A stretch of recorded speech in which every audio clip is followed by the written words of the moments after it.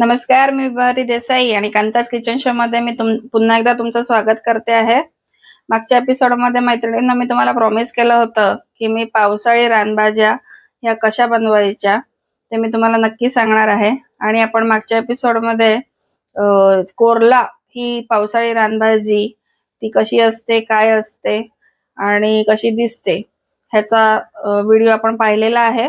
So आज ती भाजी बनवायची कशी हे मी तुम्हाला सगळ्यांना दाखवणार आहे.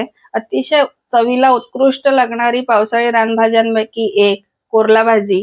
तर चला तर मग माझ्यासोबत बनवूया कोरला भाजी. सो कोरला भाजी बनवण्यासाठी ऑफकोर्स आपल्याला लागणार आहे बाजारात मिळणारी कोरल्या भाजीचे वाटे. सो ही भाजी कशी चिरायची ती मी आता दाखवतेय तुम्हाला आणि मी सोबतच ती चिरून घेतलेली आहे बारीक. त्याच्यानंतर फोडणीसाठी ऑफकोर्स तेल लागणार आहे, राई, चवीपुरतं मीठ, हिंग, बारीक चिरलेला कांदा, ओला नारळाचा किस, बारीक ठेचलेली लसूण. लसणाच्या अगदी 3 ते 4 पाकळ्या मोजून घालायच्यात. लसूण बेताची घालायची आहे कारण की लसूणचा उग्र वास या भाजीला चालत नाही. आणि आपल्याला 3 ते 4 हिरव्या मिरच्या लागणार आहे. सो चला तर मग पहिले आपण ती कोरला भाजी कापायची कशी ते बघून घेऊ. ही कोरला भाजी आहे, निवडून कशी निवडायची ते मी तुम्हाला मागच्या एपिसोडमध्ये दाखवलेलं आहे. सो ही भाजी आता निवडून झालेली आहे, स्वच्छ धुवून घेतलेली आहे. आणि ही भाजी अशी पूर्ण एकत्र मुठीमध्ये गोळा करून घ्यायची आहे.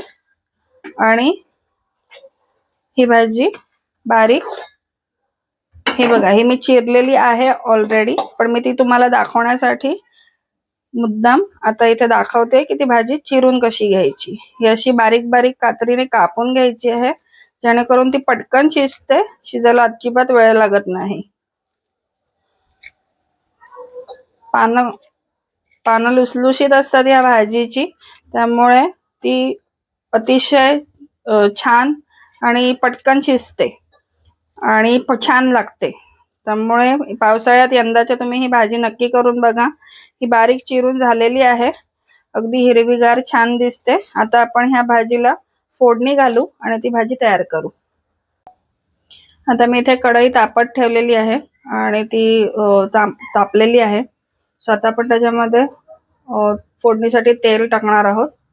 1-2 ते 3 चमचे तुम्ही फक्त तेल टाकायचंय. पालेभाजींना तेल बेताचं टाकावं कारण की नाही तर ती खूप ऑइली होते. त्यामुळे अगदी 2 ते 3 चमचे तुम्ही तेल टाकायचं आहे. त्याच्यानंतर तेल चांगलं तापवून घ्यायचंय. तेल चांगलं तापलं की त्याच्यामध्ये थोडीशी राई,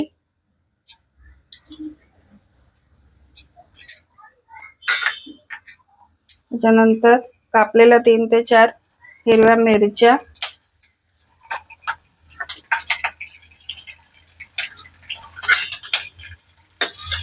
ठेचलेलं लसूण टाकायचंय. थोडासा आपण गॅस बारीक करू, मंद विस्तवावरती. लसूणचा कच्चेपणा आपण काढायचा आहे. त्याच्यानंतर आपण त्याच्यामध्ये हिंग टाकायचं आहे थोडंसं.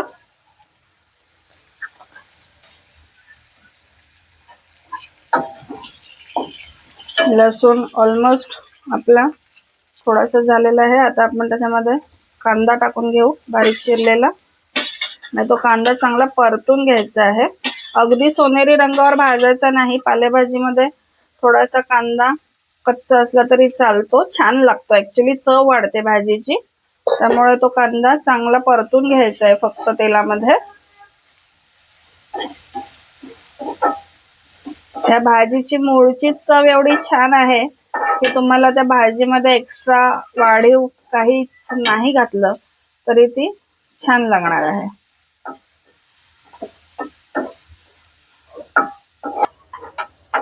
आता आपला हा कांदा झालेला आहे, तो जास्त गोल्डन ब्राऊन करायचा नाही आहे. आणि आता आपण त्याच्यामध्ये भाजी टाकून घेणार आहोत आणि ती चांगली परतून घेणार आहोत. थोडी थोडी टाकायची आणि परतायची आहे कारण की ही भाजी पटकन आळते आणि खूप छान कवळी अशी असल्यामुळे ती पटकन आळते. मग ती चांगली परतून घ्यायची आहे. मग पुन्हा उरलेली भाजी टाकायची आहे. आता बघा ही आळली आहे थोडी भाजी जी आपण पहिल्यांदा टाकली. आता मी याच्यामध्ये उरलेली सगळी भाजी टाकणार आणि पुन्हा ती परतून घ्यायची आहे.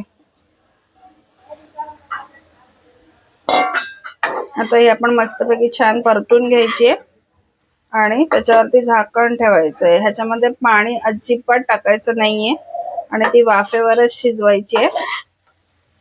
वाफेवरती ती भाजी खूप पटकन शिजते. फक्त पाहत राहावं लागतं, ढवळत राहावं लागतं.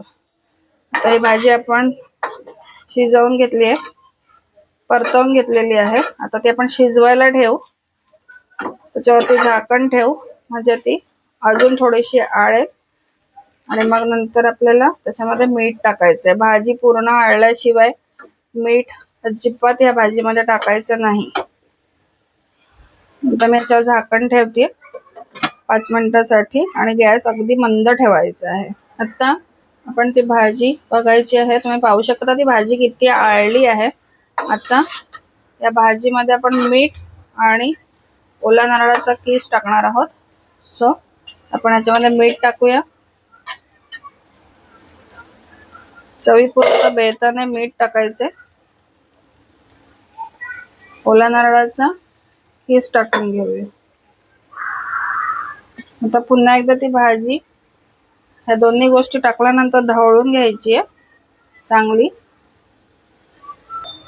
आता आपण ही भाजी नीट ढवळून घेतलेली आहे आणि मी पुन्हा ह्याच्यावरती 5 ते 10 मिनिटं झाकण ठेवून पुन्हा वाफ काढून घेणार आहे. आता आपण बघूया. मस्त असा वास सुटला या भाजीचा आणि ही भाजी आता तयार आहे. आता ही कोरल्याची भाजी आपली झालेली आहे. ही पूर्ण शिजल्यानंतर ही इतकी आळते आणि ही दिसायला अशी दिसणार आहे. सो तुम्ही यंदाच्या पावसाळ्यामध्ये ही भाजी नक्की करून बघा. खूप छान लागते त्याची चव. माझा जेवणाचा बेत तयार आहे. तांदळाच्या मस्त भाकऱ्या आणि ही गरमागरम भाजी. सो मी आता गॅस बंद केलाय. ती गरमागरम भाजी आपण काढून घेऊया ताटात.